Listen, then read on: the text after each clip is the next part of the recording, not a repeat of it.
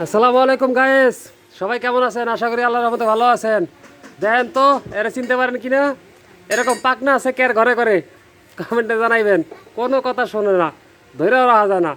এই যে বাবজান, ইমামুল হাসান, এই যে এক টাকাও আব্বু, সারা ঘর খালি তন্ন তন্ন করে খোঁজে। আব্বু আমার পাখি রে। সে এখন ব্যস্ত আছে।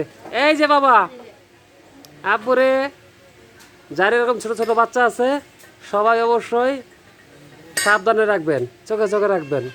কিলিয়া ছোট মানুষ, যা পাইব তাই নিয়ে খেলা করব। এরা হইল বুঝ। সবাই ভালো থাকবেন। আসসালামু আলাইকুম। আব্বা জান, ও পাখি, খেলা করতেছে। ও পাখি, এই যে বাবা।